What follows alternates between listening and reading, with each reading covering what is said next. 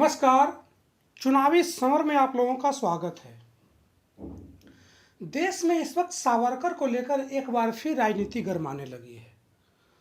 दरअसल राजनाथ सिंह एक बार फिर सावरकर का गुणगान करते हुए नजर आए। ऐसे में ओवैसी ने मोदी सरकार के खिलाफ जोरदार हमला बोला है। दरअसल राजनाथ सिंह ने कहा था कि सावरकर के बारे में झूठ फैलाया गया था।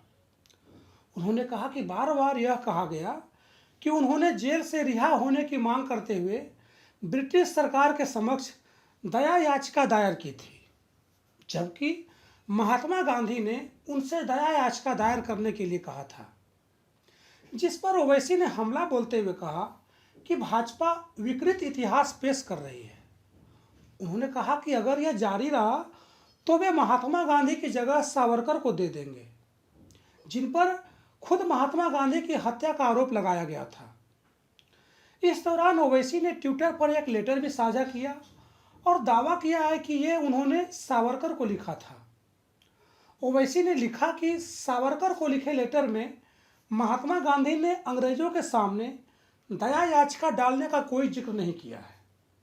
ओवैसी ने लिखा कि सावरकर ने अंग्रेजों के सामने पहली याचिका 1911 में डाली थी, तब गांधी जी अफ्रीका में थे।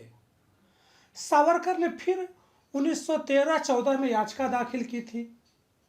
ऐसे में ओवैसी ने सवाल पूछते हुए कहा कि क्या यह झूठ है कि सावरकर ने तिरंगे को नकार दिया था और वो भगवा को झंडे के तौर पर देखना चाहते थे।